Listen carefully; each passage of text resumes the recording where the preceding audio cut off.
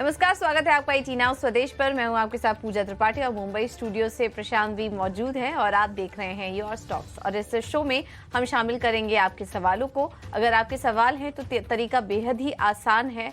आप हमें संपर्क कर सकते हैं हमारे फोन लाइन नंबर पर, जो कि लगातार आपके स्क्रीन पर फ्लैश होता रहेगा। साथ ही व्हाट्सएप पर आप उस नंबर पर अपने सवाल हमें व्हाट्सएप भी कर सकते हैं, मैसेज भी कर सकते हैं। और हम सोशल मीडिया पर भी मौजूद हैं। हमारे ट्विटर हैंडल या फिर इंस्टाग्राम, फेसबुक के जरिए भी आप अपने सवाल आसानी से पूछ सकते हैं। तो चलिए आगे बढ़ते हैं और सवाल जवाब का सिलसिला शुरू करने से पहले एक बार मार्केट पर नजर डाल लेते हैं और उसके बाद हम एक्सपर्ट को भी शामिल करेंगे।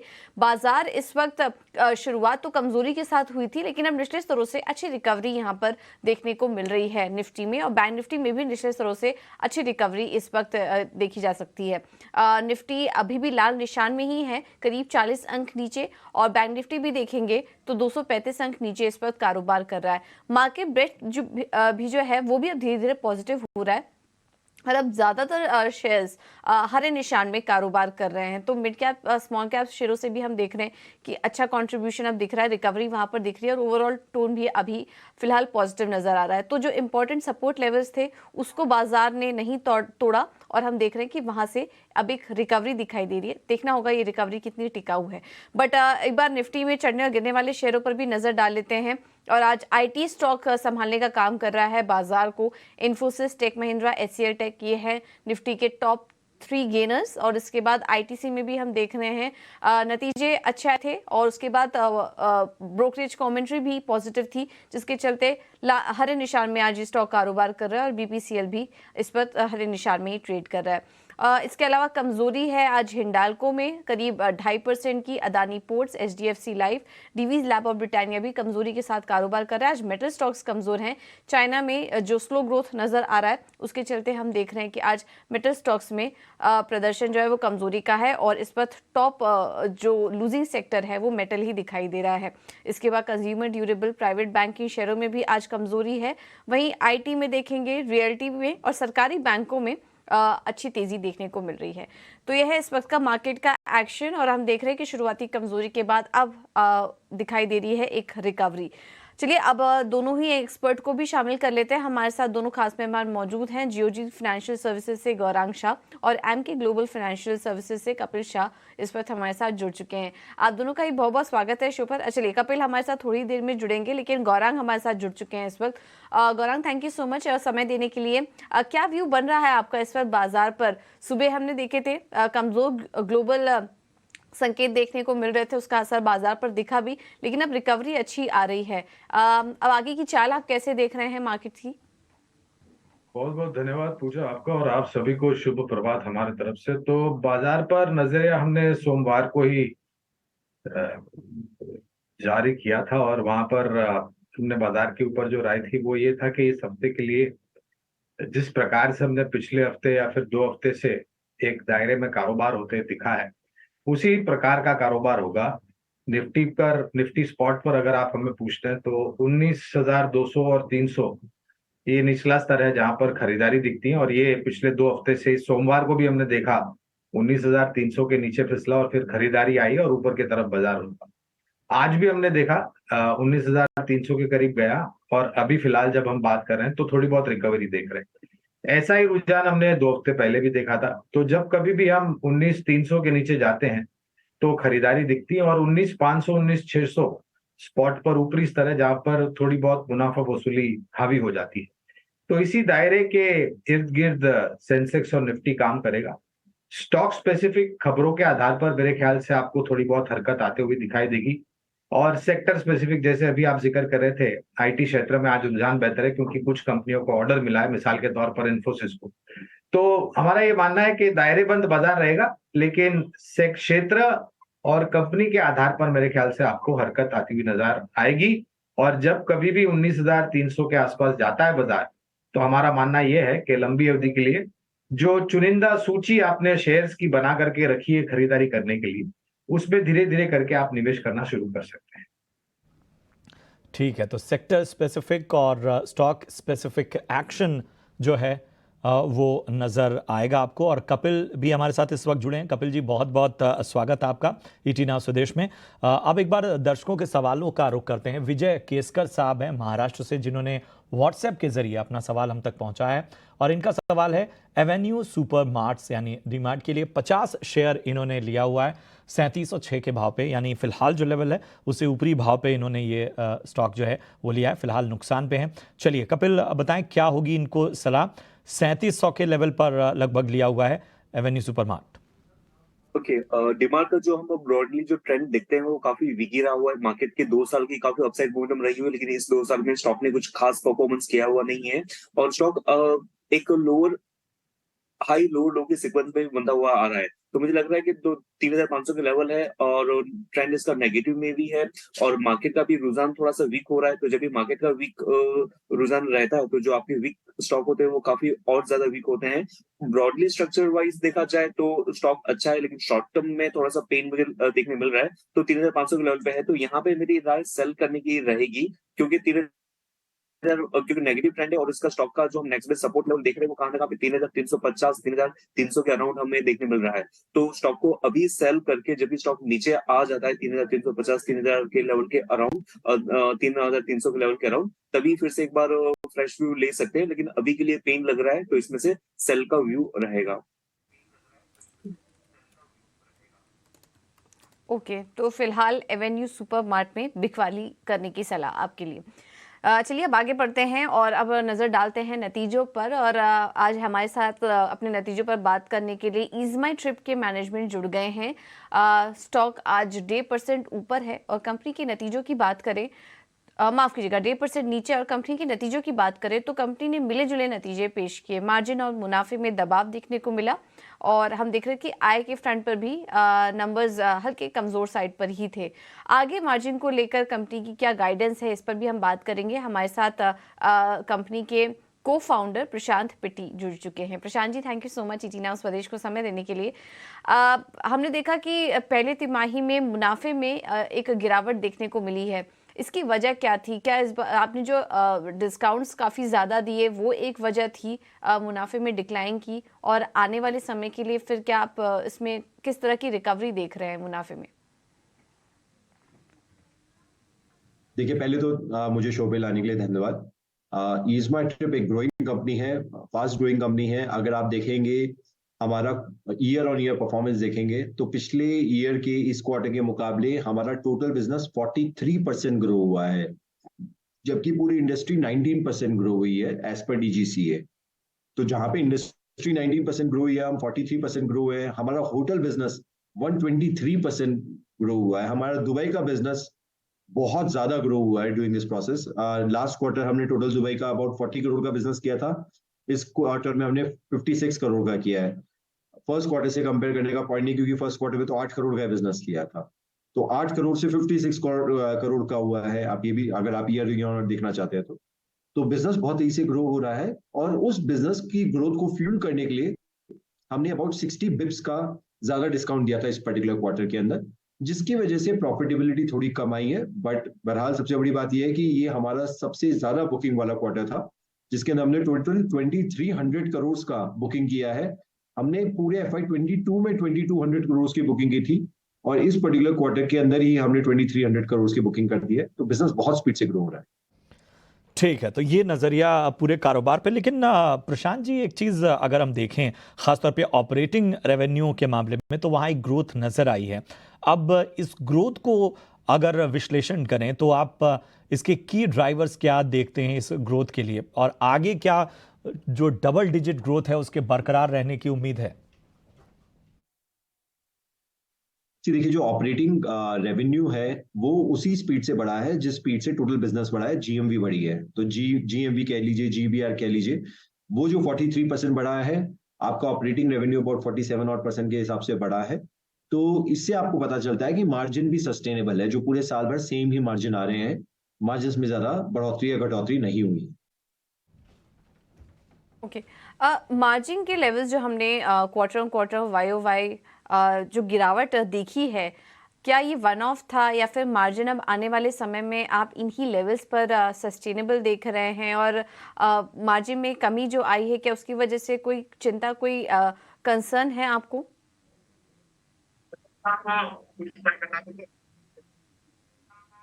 वो अराउंड 5.2% है कंपेयर टू अवर जीएमवी। और अगर आप हमारा एडजस्टेड रेवेन्यू देखेंगे तो वो समवेयर अबाउट 8.3% है, विच इज द सेम। पिछले एक साल से 8.2 8.3 एडजस्टेड रेवेन्यू हमारा सेम आ रहा है, और हमारा जो रेवेन्यू फ्रॉम ऑपरेशंस का परसेंटेज है वो 5.2 से लेकर 5.4 के बीच में वेरी कर रहा है।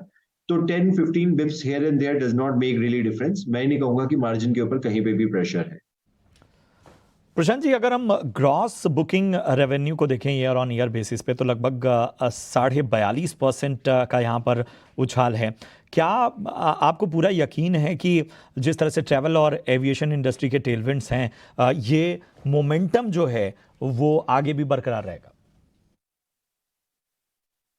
नहीं, बिल्कुल, मैं बहुत कॉन्फिडेंट हूँ कि हमारा जो ये मोमेंटम है कंटिन्यू रहेगा। और ऐसा नहीं कहूंगा कि इसका पूरा एट्रीब्यूशन मैं मार्केट को दे रहा हूँ। जैसे मैंने आपको बताया कि जो मार्केट की ग्रोथ हुई है वो तो 19% पे हुई है, लेकिन हम 43% पे ग्रो हुए हैं, यानी कि हमने मार्केट शेयर गेन किया है। और इसी कॉन्फिडेंस हमने FY22 के अंदर टोटल मिलाकर 3700 करोड़ का बिजनेस किया था, जो FY23 के अंदर हमने 8000 करोड़ का किया है। और मैं FY24 के लिए बहुत कॉन्फिडेंट हूँ कि हम 15000 करोड़ का बिजनेस कर लेंगे टोटल मिलाकर। तो given this perspective we feel extremely confident कि हमारे बिजनेस की ग्रोथ बहुत अच्छी है आगे भी। आपके होटल सेगमेंट की बात करें, वहां पर काफी अच्छा हमने ग्रोथ देखी है। करीब 123% की ग्रोथ आपने सालाना आधार पर दर्ज की है। क्या होटल बिजनेस से आगे भी हम ये जो योगदान है, कंट्रीब्यूशन है, ये और बढ़ता देखेंगे? नहीं, बिल्कुल, हम अपने होटल बिजनेस का जो ग्रोथ है वो कंटिन्यू रखेंगे। अभी हमारी 123% की ग्रोथ हुई है। अगर हम ईयर ऑन ईयर के हिसाब से देखेंगे तो मैं एक्सपेक्ट करता हूँ, एंटिसिपेट करता हूँ बाय द ईयर एंड हमारा होटल बिजनेस 200% इंक्रीज हो जाएगा। होटल बिजनेस हमारे लिए बहुत इंपॉर्टेंट बिजनेस है और हम उसके ऊपर बहुत अच्छा फोकस लगा रहे हैं। बिल्कुल प्रशांत, थैंक यू सो मच आपका समय देने के लिए और आने वाले ग्रोथ आउटलुक पर भी हमारे साथ चर्चा करने के लिए बहुत बहुत धन्यवाद आपका। तो इस बार के नतीजे कुछ मिले जुले थे, लेकिन आने वाले समय के लिए कंपनी मार्जिन और अपने सेगमेंटल परफॉर्मेंस को लेकर काफ़ी कॉन्फिडेंट नज़र आ रही थी। लेकिन एक बार इस पर फंडामेंटल राय ले लेते हैं। Gaurang, easy trip planner, ease my trip company पर क्या व्यू बन रहा है आपका? क्योंकि हम देख रहे हैं ओवरऑल टूरिज्म सेक्टर तो अच्छा रिकवर हुआ है, लेकिन एक बार जनवरी से लेकर अभी तक का ट्रेंड देखें इस साल का पूरा, तो स्टॉक में लगातार एक डाउन ट्रेंड ही देखने को मिल रहा है। आपका क्या व्यू बन रहा है स्टॉक में? और अभी जो गिरावट आ गई है, करंट लेवल पर एंट्री करने की सलाह देंगे? क्योंकि हम देख रहे हैं धीरे धीरे टूरिज्म सेक्टर में रिकवरी भी दिखना शुरू हुई है। तो करंट लेवल पर आप बाइंग की सलाह देंगे या फिर अभी दूर ही रहना चाहिए स्टॉक? मैं सीधे सीधे टिप्पणी नहीं करूंगा क्योंकि कवरेज नहीं, लेकिन इस क्षेत्र पर मैं टिप्पणी बिल्कुल करूंगा। पहले तो ये जो प्लेटफॉर्म है ऑनलाइन टिकट बुकिंग का, वहां पर बहुत सारी कंपनी आ गई है, यानी कि भीड़ बहुत हो गई है। और उस भीड़ में हर एक कंपनी कोशिश ये कर रही है प्रतिस्पर्धा में कि ज्यादा से ज्यादा जो ऑर्डर्स हैं या फिर ऑनलाइन टिकट की सुविधाएं हैं, उसमें जो आंकड़े हैं वो ऊपर की तरफ। अब इस भीड़ में क्या होता है कि आप अपने ही मार्जिन्स को काटते जाते हैं दूसरे के मुकाबले। तो इस परिस्थिति में आपका जो आपकी जो आय और मुनाफा है उस पर बहुत गहरा असर पड़ता है। जब से, अगर मेरी याददाश्त सही है, तो जब से ये कंपनी लिस्ट हुई है तो मेरे ख्याल से नकारात्मक परिस्थिति हुई है। और कंपैरेटिवली अगर आप देखें इंडेक्स को, यानी कि सेंसेक्स निफ्टी को, तो नेगेटिव रिटर्न इसने दिया हुआ है। हमारा मानना यह है कि अगर आपको निवेश करना ही है, जिस प्रकार से टूरिज्म इंडस्ट्री हमारे देश में उभर रही है, तो एक हॉस्पिटैलिटी सेक्टर से, यानी कि होटल सेक्टर से एक स्टॉक होगा, वो है इंडियन होटल्स, जो हमें पसंद आता है। और दूसरा, आज जो कि चर्चा में है, क्योंकि प्रमोटर ने स्टेक आज सुबह ब्लॉक डील के द्वारा इस कंपनी में उतारा है और स्टॉक नीचे है, वो है इंटरग्लोब एविएशन, यानी कि उड़ान क्षेत्र की कंपनी, और भारत में मेरे ख्याल से एलसीसी मॉडल की सबसे बड़ी कंपनी है। तो हमारा मानना यह है कि अगर आपको इसी चीज को ध्यान रखते हुए अगर निवेश करना है तो उड़ान क्षेत्र में इंडिगो, और आज करेक्ट भी हुआ है, एक मौका है और हॉस्पिटैलिटी या होटल सेक्टर में इंटरग्लोब एविएशन, बैग के पार्डन, इंडियन होटल्स, इस पर विशेष रूप में टिप्पणी नहीं करेंगे क्योंकि कवरेज नहीं है और बहुत भीड़ लग गई है, यानी कि कंपटीशन बहुत बड़ा है इस क्षेत्र में। ओके, तो ये है view tours and tourism sector पर आपके लिए, और ईज माई ट्रिप में भी आपको राय दे दी गई है। में आईटी शेयरों के दम पर निचले स्तरों से थोड़ी सी रिकवरी की कोशिश है, क्योंकि हम देख रहे हैं कि इन्फोसिस, टेक महिंद्रा, एचसीएल टेक यहाँ पर 1 से 1.5% के आसपास की मजबूती है, और निफ्टी में जो अब गिरावट रह गई है सिर्फ 30 अंकों के आसपास की रह गई है, 19,400 के ऊपर आ गया है इंडेक्स। हालांकि निफ्टी बैंक से बिल्कुल सपोर्ट नहीं है, 250 अंक नीचे अभी भी निफ्टी बैंक कारोबार कर रहा है। उसके पीछे बड़ी वजह है कि एचडीएफसी बैंक, इंडसइंड बैंक जैसे कुछ बैंक लगातार प्रेशर बनाए हुए हैं। लेकिन आपके सवाल जवाब की तरफ बढ़ेंगे और पहले दर्शक का सवाल लेंगे। इंस्टाग्राम से आया है, बीपी सिंह ने मुरादाबाद से अपना सवाल भेजा है और इनके पास है डोडला डेयरी के शेयर, 4000 शेयर हैं और भाव है 755 रुपए के आसपास का। दोनों एक्सपर्ट हमारे बने हुए हैं, गौरांग शाह और कपिल। गौरांग, आपसे शुरुआत करेंगे। 755 के खरीद है, 761 पर शेयर है। हाल फिलहाल हमने देखा था कि डेयरी वाले शेयर चल भी रहे थे। क्या आपकी सलाह होगी डोडला डेयरी पर, निवेशित रहना चाहिए या फिर कुछ और विकल्प आप सुझाएंगे? देखिए, अगर मेरी याददाश्त सही है प्रशांत, तो यहाँ पर अभिषेक, माफ कीजिएगा, तो आईपीओ के समय पर हमने आईपीओ नोट द्वारा निवेश की राय दी थी और उसको बहुत समय हो गया है और मुनाफा हो रहा है इनको, इसमें कोई दो राय नहीं है। इस क्षेत्र को लेकर के मेरे ख्याल से जो खपत से जुड़ी हुई बातें हैं वो बहुत मजबूत है। प्रति लीटर के दाम भी मेरे ख्याल से कुछ समय पहले डेयरी उत्पादन, दूध उत्पादन या फिर डेयरी कंपनीज ने बढ़ाए थे, इसमें भी कोई दो राय है और भविष्य में शायद आपको थोड़े बहुत ऊपर के तरफ के स्तर और दिख सकते हैं। अब क्योंकि मुझे याद नहीं है विशेष रूप में, इसलिए टिप्पणी नहीं कर पाऊंगा, लेकिन इस क्षेत्र में जो कंपनियां हैं, जैसे ये कंपनी, इनकी बैलेंस शीट काफी मजबूत है। मुनाफे के मार्जिन, जैसे हमने अभी बात की दाम बढ़ने की, अगर भविष्य में ऐसा होता है और ऑपरेटिंग एफिशिएंसी आती है तो जाहिर है इनका कंपनी बैलेंस शीट जो है वो काफी अच्छा और दुरुस्त कामकाज कर सकती है। लेकिन सीधे सीधे राय नहीं दे पाएंगे क्योंकि फिलहाल कवरेज है नहीं। आईपीओ के समय पर मेरे ख्याल से आईपीओ नोट द्वारा राय दी थी, लेकिन इस क्षेत्र का भविष्य काफी उज्जवल है और इस क्षेत्र से जुड़ी हुई जो मजबूत कंपनियां हैं अभिषेक, वहां पर आपको ध्यान बिल्कुल देना चाहिए। डेयरी सेक्टर से जुड़ी जो भी कंपनियां हैं उस पर नजर बनाए रखें, ये सलाह आती हुई गौरांग जी की तरफ से। चलिए अगले दर्शक की ओर बढ़ते हैं। राजेश हैं मुंबई से। राजेश नमस्कार, पूछें अपना सवाल। हेलो जी राजेश, आवाज आ रही है आपको? हाँ, आवाज आ रही है। मेरा नाम राजेश कुकरेजा है, मैं मुंबई से बात कर रहा हूँ। मेरे पास एमटार के 700 शेयर्स है 900 के प्राइस से। लॉन्ग टर्म के लिए क्या करना चाहिए? ठीक है, तो एमटार के इनके पास 700 शेयर हैं, 900 के भाव पे इन्होंने लिया हुआ है और फिलहाल लगभग जबरदस्त मुनाफा यहाँ पर, जिन लेवल पर इन्होंने लिया हुआ है वहां से स्टॉक ऊपर है। चलिए कपिल, जरा बताएं क्या करना चाहिए एमटार टेक में? जी, जैसे कि हम देख रहे हैं कि ये जो पूरा सेक्टर है वो काफी अच्छे खासे पॉजिटिव मोमेंटम में है और टेक्निकल चार्ट भी मैं इसका दिखता हूँ तो थोड़ी टाइम पहले एक अच्छी सी गिरावट हमें देखने मिली थी, लेकिन वो एक बाइंग अपॉर्चुनिटी में कन्वर्ट हो गई थी और अभी हम वहां से हायर लो की सीक्वेंस देख रहे हैं। तो स्टॉक को जरूर से होल्ड करना बनता है। थोड़ा सा नीचे भी आ जाता है तो स्टॉक को एक्यूमुलेट भी कर सकते हैं। लेट्स से 2233 के लेवल पे भी चल रहा है और नेक्स्ट में सपोर्ट लेवल उसका कुछ 2075 के लेवल पे आता है, तो स्टॉक को तो होल्ड करना ही चाहिए और नीचे में कुछ डिप अगर मिलता है तो उसको एक्यूमुलेट भी कर सकते हैं। And on the higher side अगर दर्शक मित्र का होराइजन कुछ एक शॉर्ट टर्म ट्रेड का होता है और कुछ नफा उनको बुक करना होता है तो ऊपर में कुछ 2470 के लेवल्स हमें देखने मिल रहे हैं, तो स्टॉक को होल्ड करें और ऊपर में 2470 के यहाँ पे पार्शियल प्रॉफिट बुक कर सकते हैं। ठीक है, तो अच्छा खासा मुनाफा हो रहा है आपको, आप चाहें तो 2400 के ऊपर के लेवल्स आप नोट कर सकते हैं और इसके आसपास मुनाफा बुक करने की भी राय आपको दी जा रही है, तो वॉच करते रहिए स्टॉक को। चलिए अब आगे बढ़ेंगे और रुक करते हैं हमारे खास सेगमेंट का, ऑप्शंस के चैंपियन।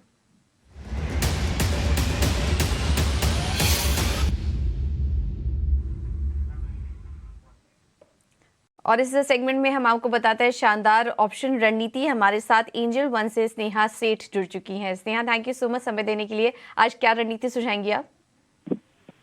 गुड मॉर्निंग पूजा। अगर आप देखें तो मुझे जो इंडिविजुअल काउंटर्स में से टाटा कम्युनिकेशन काउंटर काफी अच्छा लग रहा है स्टॉक कंटिन्यूसली अपने 20 डेमा के ऊपर चल रहा है, कंसोलिडेट कर रहा था काफी दिनों से। मुझे लग रहा है कि यहाँ से एक अपसाइड की मूव बियॉन्ड 1725 की पॉसिबल है, बिकॉज अगर आप देखें तो अभी रिसेंटली यही लेवल एक हाई था, तो अब मुझे लग रहा है कि ये लेवल सरपास होने के काफी ज्यादा चांसेस है। तो आई वुड सजेस्ट कि इसमें ऑप्शन के थ्रू 1740 की जो कॉल है वो बाय करना है। 38-40 रुपीज के रेंज में अभी ट्रेड कर रहा है, तो वहां पे ही आपको लॉन्ग करना है। स्टॉप लॉस 24 का रहेगा, टारगेट 68 तक के रहेंगे।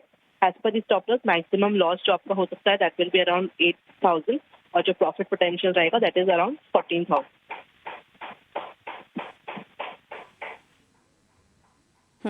ठीक है, तो ये है टाटा कम्युनिकेशन की ऑप्शन रणनीति आपके लिए। लेवल्स नोट डाउन कर लीजिए। 1740 की कॉल ऑप्शन खरीदने की राय आपको स्नेहा दे रही है। Sneha, thank you so much आपका समय देने के लिए और ये रणनीति सुझाने के लिए। चलिए से नीरज सिंह हमारे साथ हैं। नीरज नमस्कार, पूछिए क्या जानना है आपको?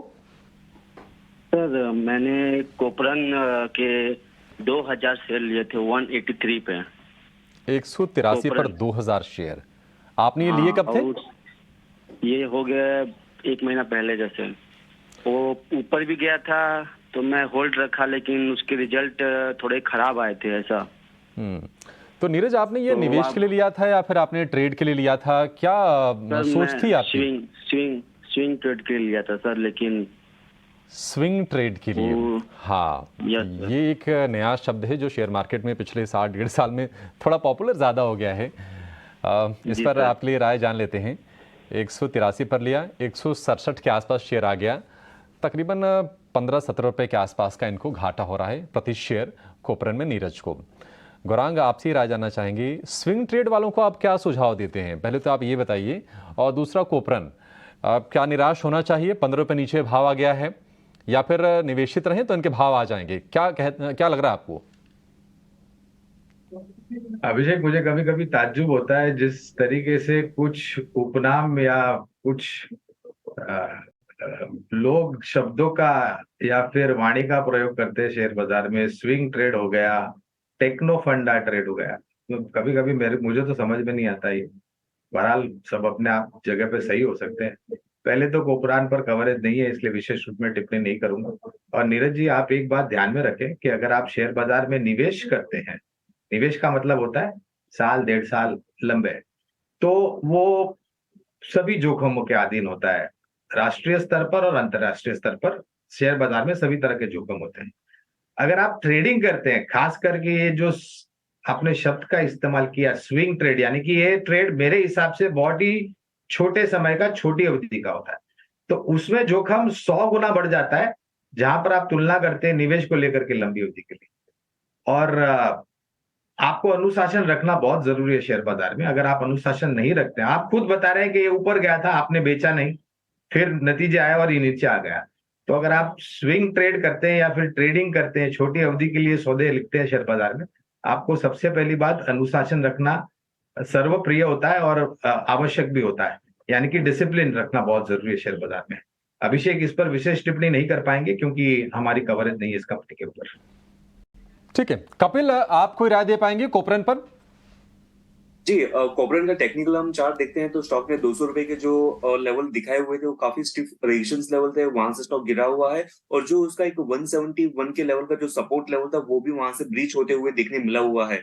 और जैसे कि स्विंग ट्रेडिंग यानी आपका होल्डिंग पीरियड होता है वो काफी लिमिटेड होता है, मींस स्विंग ट्रेडिंग में भी हम फिर भी और एक डाइवर्सिफिकेशन करते हैं कि एग्रेसिव स्विंग ट्रेडिंग जहां पे आपका टाइम होराइजन 1 हफ्ते का ही होता है, और डिफेंसिव स्विंग ट्रेडिंग जहां पे आपका समय का दौरा होता है वो कुछ 1 महीने तक का ही होता है। बट ये स्टॉक ने जो उस ऊपर के लेवल से रिएक्ट किया हुआ है और स्विंग ट्रेडिंग की पोजीशन है, तो मेरे हिसाब से ये स्टॉक को निकल देना बनता है। क्योंकि दूसरे भी जो काउंटर्स मैंने देखे हुए थे, भले ही मैं फंडामेंटली तो नहीं देख पा रहा हूँ, लेकिन जो ग्रेन्यूअल्स वो सब के जो रिजल्ट्स आए थे वो थोड़े से वीक नोट पे ही आए हुए थे। और यहाँ पे भी जो सेकंड टायर फार्मर स्टॉक्स है वहां पे थोड़ा बहुत पेन है। आपके लार्ज कैप फार्मर स्टॉक्स काफी अच्छा कर रहे हैं, लेकिन सेकंड टायर में कुछ काउंटर्स में पेन देखने मिल रहा है। तो यहाँ पे सेल का व्यू रहेगा, क्योंकि इसने 171 का सपोर्ट लेवल ब्रीच किया हुआ है और उसका नेक्स्ट बेस्ट सपोर्ट लेवल 157 का आता है।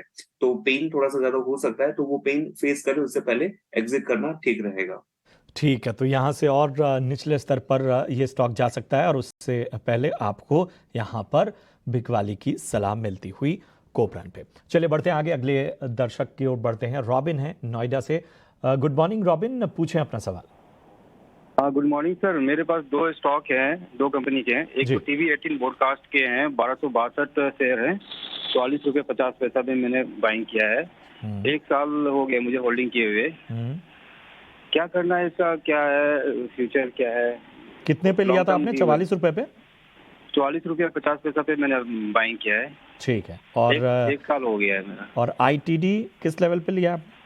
ITD सीमेंटेशन मैंने 107 पे बाइंग किया है, 67 शेयर है। ठीक है, ठीक है।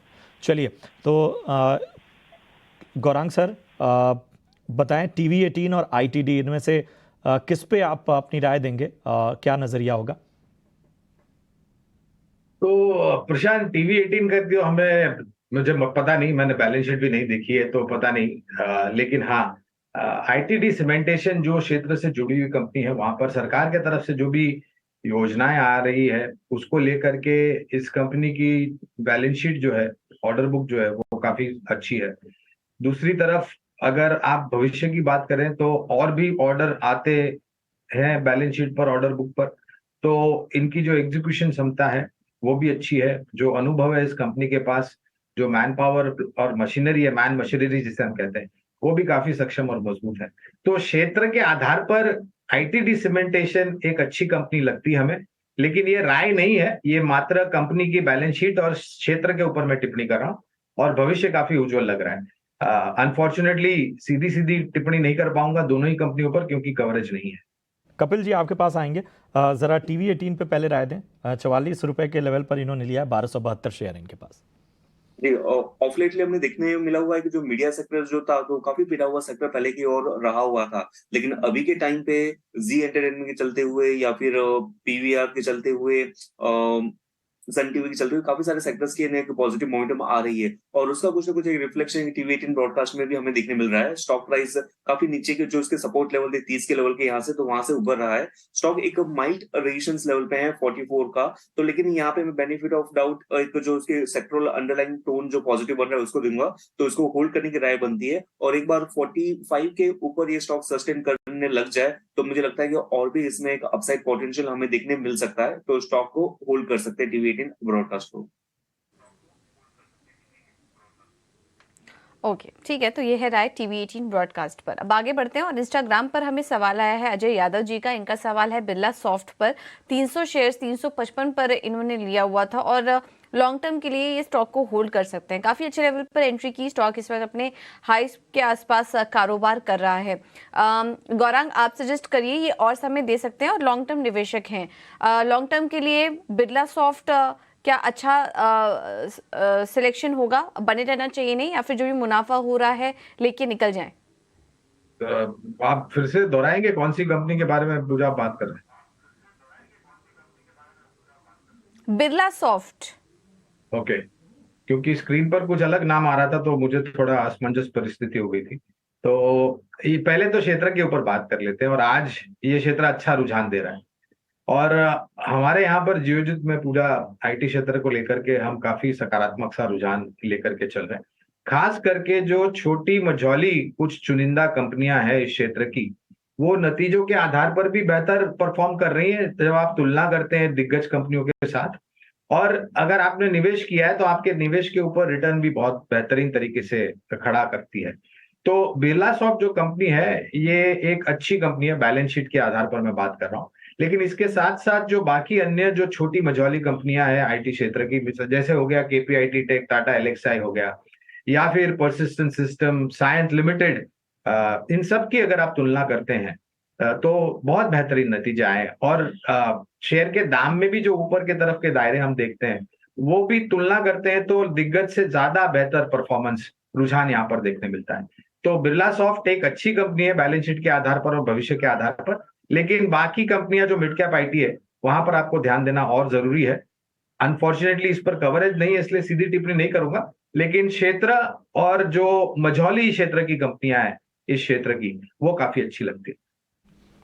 ठीक है, तो IT स्पेस में हमने देखा है कि बिरला सॉफ्ट हो या फिर केपीआईटी टेक में तो हमने शानदार तेजी देखी थी, लेकिन छोटी कंपनियां थोड़ी सी बेहतर स्थिति में जरूर लग रही हैं।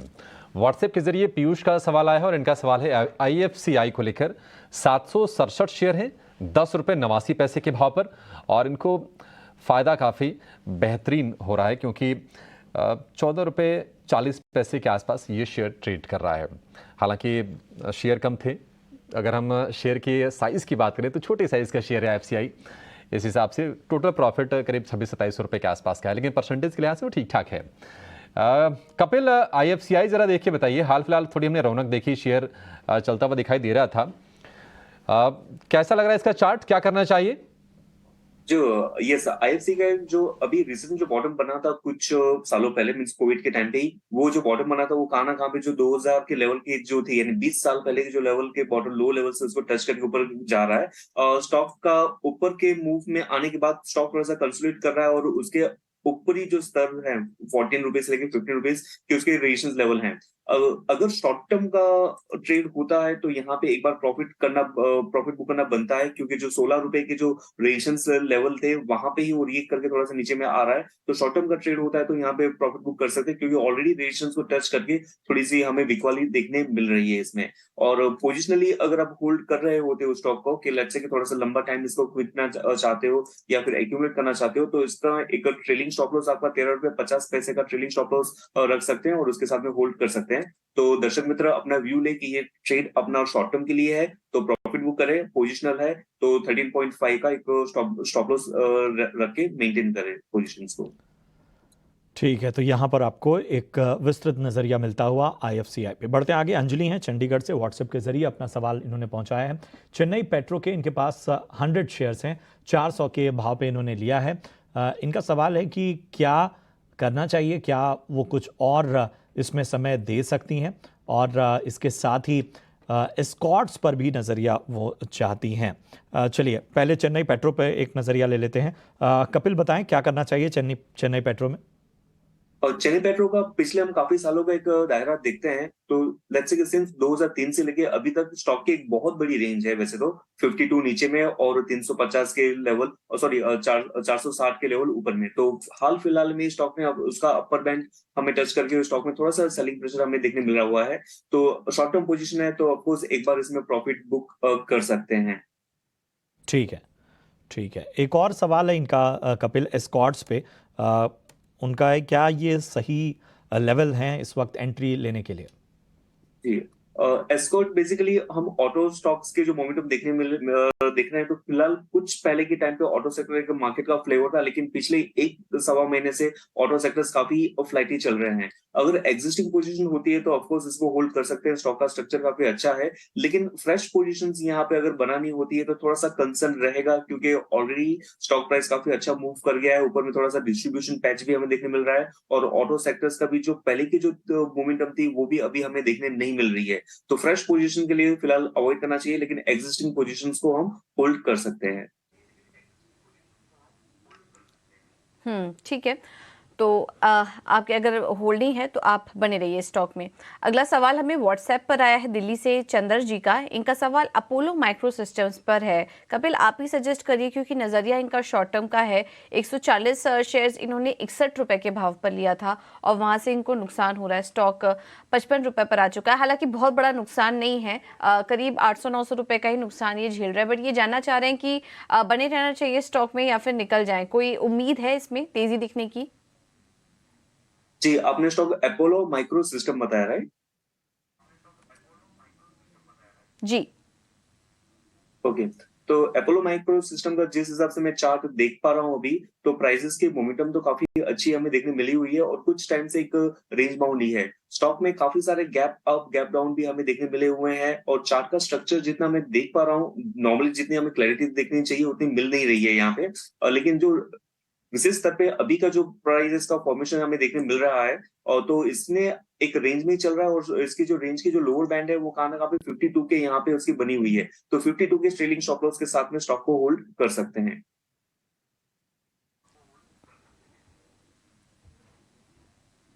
ठीक है, तो अभी स्टॉप लॉस आपको सुझाया गया, स्टॉप लॉस के साथ आप बने रह सकते हैं, और वीकनेस आई वापस से रिव्यू कर लीजिए स्टॉक को या फिर निकल जाइए शेयर से। एक कि हल्के से उतार चढ़ाव के साथ कारोबार हो रहा है। निफ्टी इस वक्त 50-60 अंक नीचे है, 19,400 के आसपास इसके इर्द गिर्द घूम रहा है। बहुत ज़्यादा कोई डिसाइसिव मूव नहीं है क्योंकि निफ्टी बैंक से सपोर्ट नहीं आ रहा है। निफ्टी बैंक अभी भी 350 अंक नीचे। हालांकि अगर आप ब्रॉडर मार्केट की बात करें तो वहाँ से बाजार के लिए ज़्यादा चिंता की बात नहीं है क्योंकि एनएसई पर ज़्यादातर जो शेयर हैं वो इस वक्त हरे निशान में ट्रेड कर रहे हैं। 1150 शेयर हरे निशान में हैं और 950 शेयर लाल निशान में। इससे आप अंदाज़ा लगा सकते हैं कि ब्रेथ जो है वो पॉजिटिव है। हालांकि अगर हम इंडेक्स से देखेंगे तो इस वक्त निफ्टी के टॉप 5 गेनर्स में से जो 4 शेयर हैं वो आईटी के हैं। तो आईटी में थोड़ा थोड़ा कॉन्फिडेंस लौट रहा है और बैंकिंग से सपोर्ट गायब है एक्सेप्ट एसबीआई। एसबीआई में आधे % के आसपास की आज तेजी है। रांची से अगला सवाल लेंगे ब्रजेश कुमार का और इनका जो शेयर है वो भी बैंकिंग सेक्टर का ही है। आईसीसी बैंक है, 30 शेयर हैं 917 रुपए के भाव पर और एक्सिस बैंक है 10 शेयर 857 रुपए के भाव पर। तो बैंकों की क्वालिटी को लेकर तो कोई सवाल नहीं है, दोनों के दोनों ही दिग्गज बैंक हैं। लेकिन इसको जरा एक बार चेक कर लेते हैं क्योंकि इनके भाव से ऊपर है आईसीसी बैंक, करीब करीब 20-25 रुपये ऊपर है, थोड़ा सा नीचे आया है। हालांकि ये शेयर काफ़ी ज़्यादा चल चुके हैं तो निश्चित तौर पर एक कंसोलिडेशन वाले फेज में भी जाते हुए दिख रहे हैं। गौरांग सर, आईसीसी बैंक और एक्सिस बैंक इनके भाव से फिलहाल ये शेयर ऊपर हैं, आप कितना समय दें और क्या करें? देखिए अभिषेक, ब्रजेश कुमार जी को मैं एक बात ये कहना चाहूंगा कि अगर आपने निवेश लंबी अवधि के लिए किया है तो पहले तो आप दोनों में ही अपना निवेश बना करके रखें। डिस्क्लोजर देते हैं, एक्सिस बैंक और आईसीआईसीआई बैंक पर हमारी फंडामेंटल कवरेज है। और मैं तो इस हद तक कहना चाहूंगा अभिषेक, ब्रजेश कुमार जी को कि आपने जिस मात्रा में खरीदारी शुरू की है, मेरे ख्याल से कुछ 10-10 शेयर है दोनों ही बैंकों के, तो पहले तो नजरिया लंबी अवधि का रखें। और मैं आपको ये भी राय दूंगा कि हर महीने अगर आपके पास निवेश लायक पूंजी आती है और अगर आप उसी को लंबी अवधि के लिए निवेश करना चाहते हैं तो हर महीने आपके पास जो भी पूंजी है उस मात्रा में आप दोनों ही बैंक के शेयर्स और खरीदते जाएं। फिर वो 2 शेयर, 5 शेयर, 10 शेयर, 15 शेयर जितने भी हो। कहने का तात्पर्य ये है कि आप एक एसआईपी माध्यम बना ले ये दोनों में निवेश करने के लिए। और अगर आप अपना नजरिया साल, 1.5 साल, 2 साल या उससे ज्यादा का रखते हैं तो हमारा जो आकलन नतीजों के आधार पर और लक्ष्यांक के आधार पर है, मेरे ख्याल से इनको ज्यादा कठिनाई नहीं होगी। 12 से 15% का मैं एक बहुत ही न्यूनतम रिटर्न की बात कर रहा हूं अभिषेक, शायद इससे बेहतर भी रिटर्न मिल सकता है अगर नतीजे बेहतर आते हैं तो। लेकिन बने रहें और एक नजरिया बना ले लंबी अवधि का और एसआईपी माध्यम के द्वारा हर महीने जो भी आपके पास निवेश लायक पूंजी हो वो दोनों में बराबर हिस्सा कर करके उतनी मात्रा में शेयर खरीदते जाए। ठीक है, तो यहाँ पर आपको एक बेहतर राय मिलती हुई आती हुई गौरांग जी की ओर से। अगले दर्शक जो हैं उनकी ओर बढ़ते हैं। किरण वागले हैं और व्हाट्सएप के जरिए अपना सवाल इन्होंने भेजा है। पटेल इंजीनियरिंग के 400 शेयर इनके पास हैं, 23 रुपए के लेवल पर इन्होंने लिया है और बहुत ही बेहतर लेवल पर इन्होंने ये स्टॉक परचेज किया हुआ है। फिलहाल इनके लेवल से काफ़ी ऊपर सेल करें या फिर बने रहें, ये राय चाहते हैं। इस वक्त अगर हम देखें गौरांग सर, किस तरह से आप इस स्टॉक को देखेंगे पटेल इंजीनियरिंग?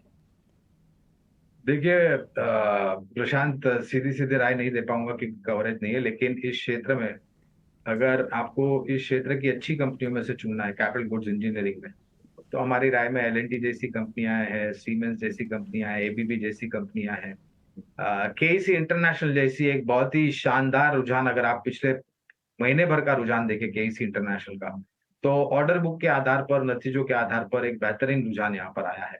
और ये कंपनी जो है केईसी इंटरनेशनल, ये जो कारोबार है इनका चारों दिशा में फैला हुआ है और बैलेंस शीट पर योगदान जो है वो चारों कारोबार से बहुत ही बेहतरीन तरीके से आता है।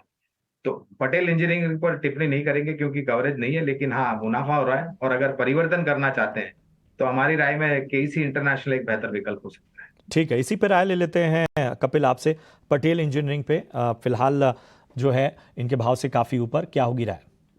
जी, जैसे कि हम देख रहे हैं कि जो इंफ्रास्ट्रक्चर है वो काफी मोमेंटम में भी है और उसके साथ में भी जो हम mid cap and small cap की जो मोमेंटम देख रहे हैं वो काफी बेहतरीन सी हमें अभी भी देखने मिल रही है। आज का जो हम एडवांस डिक्लाइनर रेशियो मार्केट गिर होने के बाद में भी हम जो पॉजिटिव साइड में देख रहे हैं, तो उसका कंट्रीब्यूशन कहाँ ना कहाँ पे mid cap and small cap को ही जा रहा है, क्योंकि वो अंडरलाइन इंडेक्सेस काफी अच्छे काम कर रहे हैं। पटेल इंजीनियरिंग एक अच्छा खासा पेन उसने झेला हुआ है। लेट्स से कि उसने जो 2007 की जो मैं यहाँ पे ट्रेंड लाइन देखता हूँ, तो 2007 से नेगेटिव मोमेंटम है, लेकिन पिछले कुछ टाइम से स्टॉक में काफी एक अच्छी खासी मोमेंटम हमें देखने मिल रही है। 12 से 13 साल की जो फॉलिंग ट्रेंड लाइन थी, उसका एक ब्रेकआउट हमें देखने मिला हुआ है। 52 पे ये स्टॉक चल रहा है, तो इसका जो मैं ट्रेडिंग स्टॉप लॉस देख रहा हूँ वो कहाँ ना कहाँ पे 42 के यहाँ पे आएगा। तो 42 का हम ट्रेडिंग मतलब 10 रुपीज का फर्क काफी ज्यादा है, लेकिन स्मॉल कैप में मोमेंटम आपको इतनी ज्यादा ही देखने मिलती है। और स्टॉक का जो अच्छा सा मोमेंटम दिया हुआ है, तो उसके कंपेयर में जो 10% रिट्रेस करेगा तो वो कोई बड़ी बात नहीं होगी। और ऊपर में जो इसका मैं इमीडिएट रेजिस्टेंस लेवल देख रहा हूँ, तो वो 71 के यहाँ पे आता है। तो रिस्क और रेशियो यहाँ पे अच्छा बैठता है होल्ड करने के लिए। तो 52 पे है तो होल्ड करने की राय रहेगी, 42 का स्टॉप लॉस रहेगा, और ऊपर में 71 के अपसाइड पोटेंशियल हमें देखने मिल सकते हैं। ठीक है, पटेल इंजीनियरिंग अगर हम 52 हफ्ते के निचले स्तर से अगर तुलना करेंगे तो शेयर तकरीबन 4 गुना हो गया, और क्या गजब की रफ्तार दिखाई है। मिड कैप स्मॉल कैप में जो रैली जो चल रही है उसमें इसने अच्छे से पार्टिसिपेट किया है। हालांकि ऊपरी स्तरों पर जाकर हम देख रहे हैं कि थोड़ा सा अब शेयर जरूर फंस रहा है, लेकिन बाजार की स्थिति की अगर हम बात करें तो ज़्यादा परिवर्तन नहीं हुआ गौरांग सर। निफ्टी 50 अंक नीचे है, निफ्टी बैंक 250 अंक नीचे है, लेकिन एक शेयर जिसने शुरुआती जोश दिखाया, आईटीसी, नतीजों के दम पर, क्योंकि हमने मार्जिन बेहतर होते हुए देखा, वॉल्यूम ग्रोथ के आंकड़े अच्छे आए सिगरेट सेगमेंट वाले, लेकिन शेयर ये पूरी की पूरी तेज़ी जो शुरुआती थी उसको गंवाकर 450 रुपये पर फिर से आ गया। और मुझे ना वो याद आ रहा है जो दौर था जब आईटीसी 200 से 225 की रेंज में इतने समय तक फंसा हुआ था कि बाजार की स्थिति काफ़ी बदल गई, लेकिन शेयर चल नहीं रहा था। कुछ वो दिन याद आ रहे हैं। आईटीसी में आपकी राय क्या है? और अब तो खैर बोल रहे हैं कि 15 महीने बाद होटल कारोबार की लिस्टिंग हो जाएगी। आईटीसी के 10 शेयर के बदले आईटीसी होटल्स का 1 शेयर मिल जाएगा शेयर धारकों को। सारे अपडेट आ गए हैं, चीज़ें क्लियर हैं। अब शेयर की चाल यहाँ से आप कैसे देख रहे हैं? अभिषेक, यही होता है शेयर बाजार। आपको अपने निवेश को लेकर के किसी कंपनी में आपको वो निवेश इतना सताएगा कि आप अपना जो धैर्य है वो खो बैठते हैं। लेकिन शेयर बाजार हमें हमेशा धैर्य की ही परीक्षा लेता है, और शेयर बाजार में धैर्य होना बहुत जरूरी बात है, अनुशासन के साथ साथ। मुझे स्पष्ट रूप से आज से 180, 200, 225 के आसपास ये इतना लंबा समय बिताया कि लोग सोच रहे थे कि भाई ये शेयर में कुछ जान आएगी लौटकर या नहीं आएगी। और तब वो समय था सिगरेट तंबाकू के कारोबार को लेकर के, बजट में जिस तरीके से टैक्स में इजाफे होते थे उसके कारण दबाव आता था। अब जीएसटी आने के बाद वो सब अनिश्चितता का वातावरण दूर हो चुका है। और पिछले 6-8 महीने में देखे या फिर पिछले 9 महीने में देखे अभिषेक, आप तो एक शानदार आउट परफॉर्मर एफएमसीजी क्षेत्र का ये स्टॉक रहा है। मेरे ख्याल से जो उसने चलना चालू किया था 225 पार करने के बाद, तो थोड़ा रुका बीच में, और फिर हमने 500 तक के भी लक्ष्य देखे। हमारी खरीदारी की राय आईटीसी पर आज भी है। और ये जो पूरी प्रक्रिया है होटल कारोबार को अलग करके अलग रूप में रुष्ट करने की, जिसकी उम्मीद बाजार लेकर के चल रहा था, लेकिन जिस रूप में ये विभाजन हुआ है होटल कारोबार का, वो बाजार को पसंद नहीं आया, और फिर हमने करेक्शन देखा 500 से 450 के आसपास अटका हुआ। मेरे ख्याल से बहुत अच्छा रिस्क रिवॉर्ड है, और यहाँ से नीचे की तरफ के दायरे काफी सीमित लगते हैं। अगर किसी का निवेश है बनाए रखें, और अगर कोई मन बना रहा है निवेश करने के लिए तो मेरे ख्याल से शुरू कीजिए, और अगर गिरावट आती है थोड़ी बहुत तो और जोड़ते जाए लंबी अवधि के लिए। ठीक है गौरांग सर, बहुत शुक्रिया आईटीसी पर अपना व्यू शेयर करने के लिए। निश्चित तौर पर होटल कारोबार को अलग करने का ऐलान तो हो गया था, लेकिन निश्चित तौर पर जो स्ट्रक्चर था वो पसंद नहीं आया कहीं ना कहीं बाजार को। इसी के साथ इस शो को यहाँ पर अब समाप्त करेंगे। गौरांग जी और कपिल जी, आप दोनों का बहुत शुक्रिया आज समय देने के लिए और हमारे तमाम दर्शकों के सवालों के जवाब देने के लिए। फिलहाल मुझे, प्रशांत और पूजा को दीजिए इजाज़त।